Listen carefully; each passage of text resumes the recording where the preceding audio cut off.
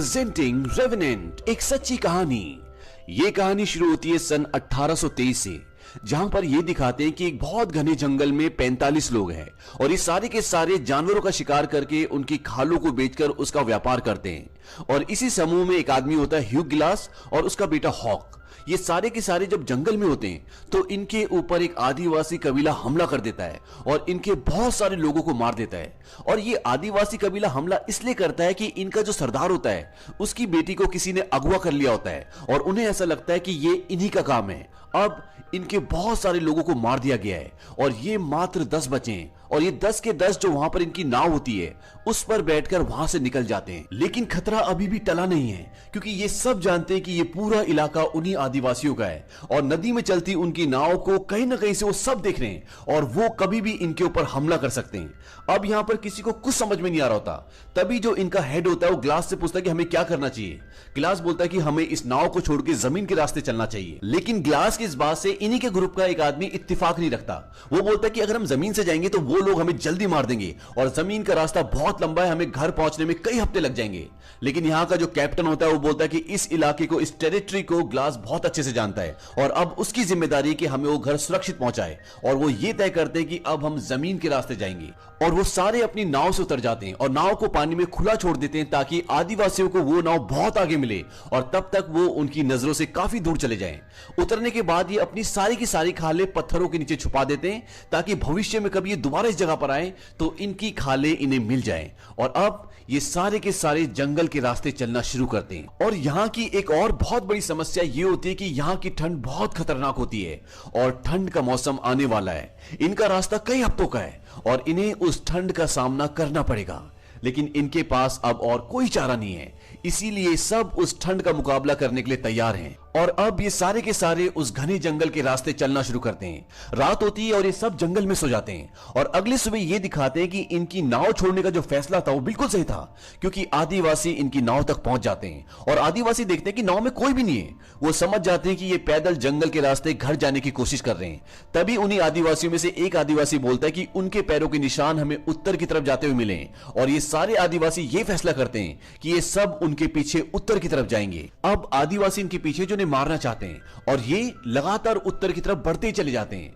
पूरा दिन पैदल चलने के बाद रात को ये एक जगह अपना डेरा जमा लेते हैं। सुबह सबसे पहले ग्लास उठ जाता है, वो अपनी बंदूक उठाता है और जंगल में टहलने के लिए चला जाता है। तभी उसे ऐसा लगता है कि उसके आसपास कोई है और ग्लास एकदम सतर्क हो जाता है और उसे सामने भालू के कुछ बच्चे नजर आते हैं। इससे पहले कि ग्लास वहां से निकल पाता, भालू उस पर हमला कर देता है। ग्लास की बंदूक गिर जाती है और भालू उसे बुरी तरह से जख्मी कर देता है। ग्लास बुरी तरह जख्मी हो चुका है।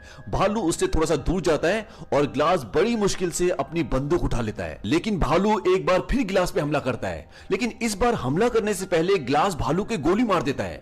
लेकिन वो एक भालू है, बहुत शक्तिशाली है, इसलिए उसे उस गोली का ज्यादा असर नहीं होता और अब वो ग्लास को लगभग अधमरा कर देता है और एक बार फिर वो उससे दूर चला जाता है। ग्लास के पास एक चाकू होता है, वो बड़ी मुश्किल से उस चाकू को निकालता है। हालांकि भालू भी अब थोड़ा सा लड़खड़ा चुका है, लेकिन एक बार फिर तीसरी बार वो ग्लास पे हमला करता है और जब भालू ग्लास को मार रहा होता है तो ग्लास भी लगातार उसको चाकू मारता है और वो दोनों एक ढलान से लुढ़कते हुए नीचे गिर जाते हैं और वो भालू ग्लास के ऊपर आके गिर जाता है। लेकिन भालू मर चुका है और ग्लास भी लगभग मर ही चुका होता है, क्योंकि भालू ने उसका गला पूरी तरह से फाड़ दिया है और उसे बहुत गहरे गहरे घाव दिए हैं और वो दर्द से करारा होता है। तभी ग्लास के साथी उसे ढूंढते हुए वहां पर आते हैं और वो देखते हैं कि उसके ऊपर भालू गिरा हुआ है। वो बड़ी मुश्किल से भालू को उसके ऊपर से हटाते हैं और ग्लास को अपने साथ ले जाते हैं। अब उनमें से एक आदमी ग्लास के घावों को सिलना शुरू करता है। उसका गला पूरी तरह से फट चुका है, बहुत गहरे गहरे घाव हैं और उसका पैर भी टूट चुका है, यानी कि वो चल भी नहीं सकता। और उन लोगों का ये मानना होता है कि ये 1 घंटा भी जिंदा नहीं रह सकता। वहीं दूसरी तरफ ये दिखाते हैं कि जो आदिवासी इन लोगों को मारना चाहते थे उनके पास इनकी बहुत सारी खालें होती हैं और वो उन खालों के बदले कुछ लोगों से बंदूकें और घोड़े ले लेते हैं। इससे पहले वो आदिवासी इन पर तीर और कमान से हमला करते थे, लेकिन अब उनके पास घोड़े हैं, बंदूकें हैं, तो इनकी जान को और ज्यादा खतरा है। यहाँ ये 9 लोग ग्लास के लिए लकड़ी का एक स्ट्रेचर बनाते हैं। वो ग्लास को उसके ऊपर रखते हैं और आगे बढ़ना शुरू करते हैं, लेकिन आगे पूरा चढ़ाई का रास्ता होता है और ग्लास को लेकर उस चढ़ाई पर चढ़ना लगभग नामुमकिन है। तभी इनका जो कैप्टन होता है वो अपने एक आदमी को बोलता है कि ग्लास के मुंह पर कपड़ा रखो। दरअसल वो ग्लास को गोली मारने वाला होता है, क्योंकि उसको लगता है कि ग्लास अब नहीं बच सकता, वो तड़प रहा होता है और उसको यहां से बाहर ले जाना लगभग नामुमकिन है। तभी ग्लास का बेटा बोलता है कि ऐसा मत करो, और कैप्टन को उस पर दया आ जाती है, क्योंकि ग्लास की वजह से ये सब बचे होते हैं। वो अपने आदमी को बोलता है कि जो भी यहाँ पे ग्लास के साथ रुकेगा उसे रॉकी माउंटेन फर कंपनी की तरफ से $70 दिए जाएंगे, क्योंकि ग्लास ने इन सब की मदद की होती है और वो चाहते हैं कि ग्लास को नेचुरल डेथ मिले और जब ग्लास मर जाए तो उसका अंतिम संस्कार करके ये लोग भी वापस आ जाएं। अब ग्लास का बेटा बोलता है कि मैं रुकूंगा, और वहां पर एक लड़का और होता है, कहता है मैं भी रुकूंगा चाहे $70 मिले ना मिले। अब इन्हीं में एक आदमी होता है जिसका नाम फिट्ज होता है। वो कैप्टन को बोलता है कि $70 बहुत कम है। कैप्टन बोलता है ठीक है $100, और तभी जो ग्लास का बेटा और जो दूसरा लड़का होता है वो बोलता है कि तुम हमारे डॉलर्स भी रख सकते हो, और फिट्ज कहता है कि $300 काफी है, इससे मैं अपना घर खरीद सकता हूं, और वो भी इनके साथ रुकने के लिए तैयार हो जाता है। अब ये तीन और ग्लास यहां पे रुक जाते हैं और बाकी के सारे आगे निकल जाते हैं। ग्लास की हालत बहुत खराब है। फिट्ज को लगता है कि ये 1-2 दिन में मर जाएगा, लेकिन ग्लास जिंदा रहता है। एक शाम को जब ग्लास अकेला होता है तो फिट्ज उसके पास आता है, कहता है कि तुम मरते क्यों नहीं, तुम्हारी वजह से हम सब की जान चली जाएगी और तुम अपनी जान देकर अपने बेटे की और हम सब की जान बचा सकते हो, क्योंकि आदिवासी अगर यहां पर आ गए तो वो हम सबको मार देंगे। और अब मैं तुम्हारी नाक और मुंह बंद करने वाला हूं, अपनी आंखें झपकाओ और मुझे यह करने की अनुमति दो। लेकिन ग्लास अपनी आंखें नहीं झपकाता। फिट्ज बोलता है कि तुम्हें आंखें झपकाने की कोई जरूरत नहीं है, और इसके बाद वो उसकी नाक और मुंह बंद करना शुरू कर देता है। और ग्लास अब मर रहा होता है, तड़प रहा होता है, और तभी ग्लास का बेटा पीछे से आकर बंदूक के पीछे हिस्से से फिट्ज को बहुत जोर से मारता है और फिट्ज बहुत दूर जाकर गिरता है। फिट्ज उसे समझाने की कोशिश करता है कि मैं ऐसा क्यों कर रहा था, लेकिन उसका बेटा उसकी तरफ बंदूक तान देता है, लेकिन फिट्ज उससे बंदूक छीन लेता है और उसके पास एक चाकू होता है जिससे वो उसके बेटे को मार देता है। ग्लास का गला पूरी तरह से कटा होता है, इसलिए वो चिल्ला भी नहीं पाता। उसका पैर टूटा है, वो अधमरी हालत में है, इसलिए वो अपने बेटे की मदद नहीं कर सकता। वो सिर्फ अपने बेटे को मरता हुआ देखता है, और फिट्ज उसके बेटे को उठाकर एक ढलान के पीछे छुपा देता है, ताकि जब वो तीसरा लड़का वहां पर आए तो उसे ना देख पाए। और जब वो लड़का वहां पर आता है तो ग्लास उसे नहीं बता पाता कि इसने मेरे बेटे को मारा है, क्योंकि उसके मुंह से आवाज नहीं निकल सकती। अब रात होती है और फिट्ज और ब्रीजर सो जाते हैं, और सुबह फिट्ज ब्रीजर के कान में कहता है कि यहां से लगभग थोड़ी सी दूर पर 20 आदिवासी हैं और वो इसी तरफ आ रहे हैं। इस बात से ब्रीजर डर जाता है। वो बोलता है कि हॉक कहां है। फिट्ज कहता है कि अगर वो जिंदा हुआ तो ढूंढ लेगा।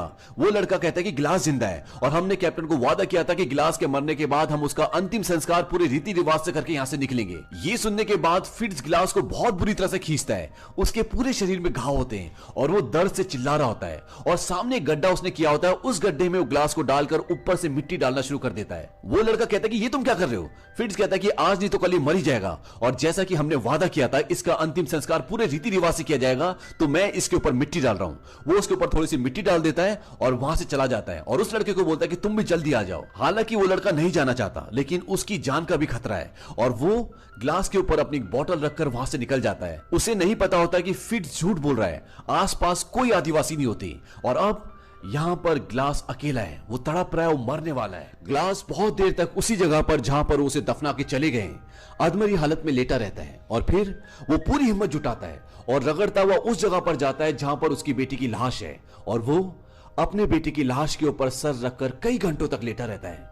फिर उसे भूख लगती है और वो रगड़ता हुआ एक जगह पर जाता है जहां पर मछली का एक कंकाल पड़ा होता है। वो उससे एक हड्डी तोड़ता है और उसमें कुछ सूखा हुआ मांस होता है, वो उसे खाता है, और फिर वो रगड़ता हुआ घिसटता हुआ एक पहाड़ी के छोर तक जाता है, और वो देखता है कि नीचे एक नदी है, और बड़ी मुश्किल से वो उसी तरह से रगड़ता हुआ उस नदी के किनारे पहुंच जाता है। और जब वो पानी पीता है तो पानी उसकी गर्दन से निकलना शुरू हो जाता है, क्योंकि वो कटी होती है। अब ग्लास के पास कुछ बारूद होता है आग जलाने के लिए। वो थोड़ा सा बारूद अपनी गर्दन पे जहां पर घाव होता है वहां डाल देता है, और वो आग जलाकर एक आग की चिंगारी से अपनी गर्दन में आग लगाता है, जिससे बारूद जल के एक चिंगारी पैदा होती है, और उस चिंगारी से उसकी गर्दन जल जाती है। और वो ऐसा इसलिए करता है ताकि जलने से जो उसका घाव फटा हुआ है वो चिपक जाए, और जैसी उसमें आग लगती है उसे बहुत दर्द होता है और ग्लास बेहोश हो जाता है। इसके बाद ग्लास कई दिनों तक उसी नदी के किनारे रहता है। वो पानी पीकर घास खाकर अपने आप को जिंदा रखता है, और एक दिन वो आदिवासी उसी नदी के किनारे आ जाते हैं, और इससे पहले कि वो ग्लास को मार पाते, ग्लास नदी में कूद जाता है और तैरता हुआ बहता हुआ एक दूसरे किनारे से निकलता है। और अब ग्लास इसी नदी के किनारे कुछ दिन तक रहता है। उसे काफी दिन हो चुके हैं, तो उसके घाव भी भर चुके हैं, और वो लकड़ी के सहारे थोड़ा थोड़ा चल भी सकता है। हालांकि नदी के किनारे होने के कारण उसके लिए पानी की कोई कमी नहीं है, लेकिन खाना अभी भी उसको भरपेट नहीं मिल पाता। कभी कभी कभी वो एक आदमी मछली पकड़ लेता है जिससे वो सिर्फ अपने आप को जिंदा रख सकता है। अब एक रात को जब वो सो रहा होता है तभी उसको आग की कुछ लपटें दिखती हैं और जब वो उस तरफ जाता है तो वहां पर एक आदमी ने बहुत बड़ा शिकार किया होता है और वो उसे खा रहा होता है। और जैसे वो ग्लास को देखता है वो अपना तीर और कमान उसकी तरफ तान देता है और उसे मारने वाला होता है कि ग्लास कहता है कि मुझे खाना चाहिए। हालांकि वो बोल तो नहीं पाता लेकिन इशारे से उसे समझाता है कि मुझे खाना चाहिए और मेरी जो ये हालत है एक जंगली भालू ने की है और मेरे लोगों ने मुझे यहां मरने के लिए छोड़ दिया और उन्होंने मेरे बेटे को भी मार दिया। और ये जो आदमी होता है इसके पूरे परिवार को, इसके पूरे गांव को भी लोगों ने जला दिया होता है, मार दिया होता है।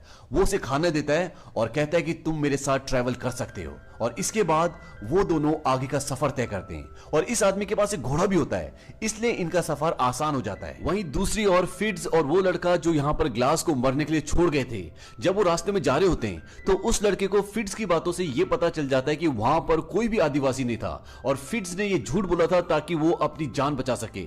इस बात को लड़का विद्रोह करता है लेकिन फिट्ज उसको अपनी बातों में बहकाकर वहां से आगे के सफर में ले जाता है। और जब वो आगे जाते हैं तो वो एक गांव से होकर गुजरते हैं और उस गांव को किसी ने पूरी तरह से तबाह कर दिया होता है, वहां के सारे लोगों को मार दिया होता है और वहां पर उन्हें 2 घोड़े भी मिल जाते हैं और उन घोड़ों पे सवार होकर वो वहां तक पहुंच जाते हैं जहां उन्हें पहुंचना था। लेकिन फिट्ज उस लड़के को उस जगह पर एंटर करने से पहले ये बोलता है कि उन्हें कभी भी सच मत बताना, अगर उन्हें सच पता चला तो वो हमें सूली पे चढ़ा देंगे। अब फिट्ज और वो लड़का कैप्टन के पास जाते हैं। दरअसल कैप्टन और उसकी टीम इनसे पहले यहां पहुंच गई होती है और जब वो कैप्टन के पास जाते हैं तो कैप्टन अपने वादे के मुताबिक उन दोनों को $100 देता है लेकिन वो लड़का पैसे लिए बिना वहां से चला जाता है। फिट्ज बोलता है कि सफर में जो कुछ भी हुआ उससे ये लड़का सदमे में इसलिए ऐसे रिएक्ट कर रहा है और वो उसके पैसे भी ले लेता है और वहां से बाहर निकल जाता है।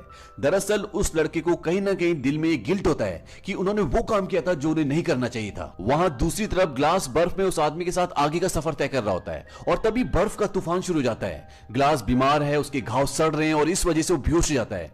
इसके बाद वो आदमी ग्लास के लिए एक लकड़ी का छोटा सा झोपड़ा बनाता है और ग्लास के सारे कपड़े उतारकर उसे उसके अंदर रख देता है और उसे चारों तरफ से ढककर सामने आग जला देता है ताकि उसको गर्मी मिल सके। और ग्लास जब सुबह उठता है तो चारों तरफ देखता है कि वो आदमी कहीं भी नहीं होता और जब वो थोड़ी सी आगे जाता है तो देखता है कि किसी ने उस आदमी को फांसी लगाकर पेड़ पे लटका दिया है। ये फ्रांसीसी लोगों का काम होता है। अब ग्लास उनके घोड़ों तक पहुंचता है। वहां एक फ्रांसीसी एक लड़की के साथ रेप कर रहा होता है। ग्लास उस लड़की को उस आदमी से बचाता है और अपने घोड़े को लेकर कुछ लोगों को गोली मारकर वहां से भाग जाता है। वहां से भागने के बाद रात ग्लास एक पेड़ के नीचे गुजारता है और जब सुबह होती है तो वो देखता है कि वो आदिवासी उस तक पहुंचने वाले हैं। वो 1-2 आदिवासियों को गोली मारता है और घोड़े पर बैठकर भाग जाता है। लेकिन अब उन आदिवासियों के पास भी घोड़े हैं इसलिए वो घोड़े के साथ उसका पीछा करते हैं और सामने एक पहाड़ होता है और नीचे खाई होती है। लेकिन ग्लास अब रुक नहीं सकता क्योंकि अगर वो रुकेगा तो वो उसे गोली मार देंगे। इसीलिए ग्लास घोड़े के साथ उस खाई से गिर जाता है और नीचे एक पेड़ से टकराता हुआ सीधा बर्फ में गिरता है। घोड़ा गिरने से मर जाता है लेकिन ग्लास अभी भी जिंदा है। लेकिन भले ही वो इस पहाड़ से गिर के नहीं मरा लेकिन वो ठंड से नहीं बच सकता क्योंकि अभी तक जिस भालू की खाल को ओढ़कर वो इस ठंड में बचा था वो खाल वहीं छूट जाती है और ठंड से बचने के लिए घोड़े के पेट को काटता है और उसके अंदर से सारा मांस बाहर निकालता है और रात को वहीं सो जाता है क्योंकि वो जानता है कि अगर वो बाहर रहा तो ठंड से मर जाएगा। वो किसी तरह से पूरी रात उस घोड़े के पेट के अंदर गुजारता है, सुबह उठता है और अपना आगे का सफर तय करता है। वहीं दूसरी तरफ ये दिखाते हैं कि जहां पर गिलास को पहुंचना है, जहां पर फिट्ज वो लड़का और बाकी के सारे लोग पहुंच चुके हैं, वहां पर एक फ्रेंच सर्वाइवर आता है और वो उनसे आसरा मांगता है। यहाँ के लोग बदले में उसे कुछ पैसे मांगते हैं। उसके पास कुछ ज्यादा पैसे नहीं होते, वो उन्हें कुछ पैसे देता है और साथ में एक बोतल देता है और ये वही बोतल होती है जो ब्रिजर ग्लास को उस जगह छोड़ते हुए उसके ऊपर रखकर आ गया था। और ब्रिजर को ये लगता है कि ग्लास तो शायद मर चुका है लेकिन उसका बेटा हॉक जरूर जिंदा है और उसे लगता है कि हॉक की बोतल है।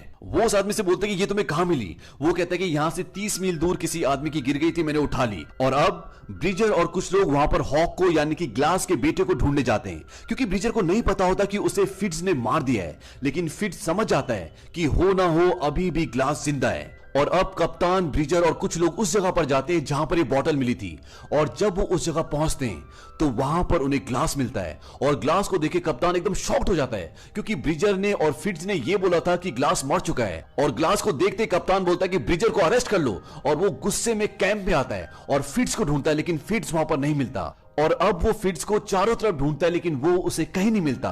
और जब वो अपने कमरे में आता है तो वो देखता है कि फिट्ज उसकी तिजोरी से सारा पैसा लेके भाग गया होता है। और अब कैप्टन ये तय करता है कि मैं फिट्ज को पकड़ने के लिए जाऊंगा क्योंकि उसने ग्लास के बेटे का मर्डर किया, उसने पैसा चोरी किया है।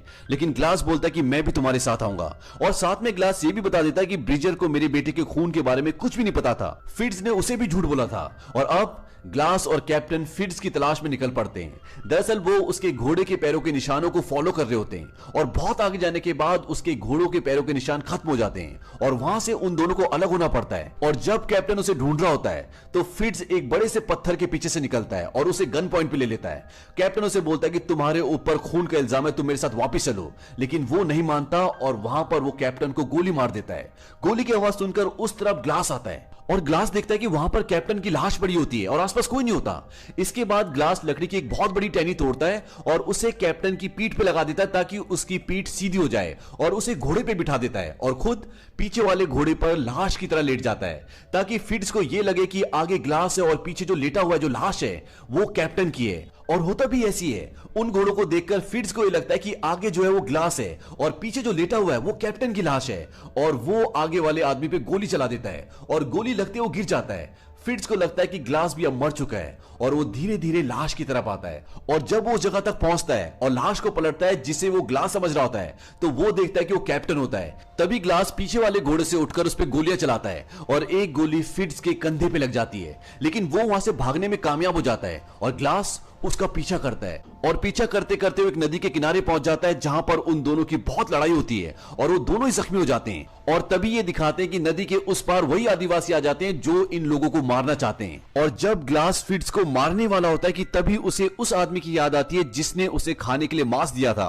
और जो उसे घोड़े पर बिठाकर अपने साथ ले गया था। उसने एक बार ग्लास से कहा था कि प्रतिशोध लेना भगवान के हाथों में है, इंसान के नहीं। और वो उसे नदी में छोड़ देता है। नदी में बहते हुए फिट्ज दूसरी तरफ पहुंच जाता है जहां वो आदिवासी उसे पकड़कर मार देते हैं और इसके बाद वो नदी पार करके ग्लास की तरफ आते हैं पर उसे नहीं मारते क्योंकि उन्हें उनकी बेटी मिल गई होती है और ये वही लड़की होती है जिसका रेप होते हुए एक बार ग्लास ने उसे फ्रांसीसी लोगों से बचाया था और इसीलिए वो ग्लास को छोड़कर वहां से आगे निकल जाते हैं। और अंत में ये दिखाते हैं कि ग्लास पूरी तरह से जख्मी है और तभी उसे उसकी बीवी की आत्मा दिखाई देती है। ग्लास की आंखों में आंसू होते हैं और उसकी सांसें बहुत गहरी चल रही होती है। और इसी के साथ ये फिल्म, ये कहानी यहां पर खत्म हो जाती है।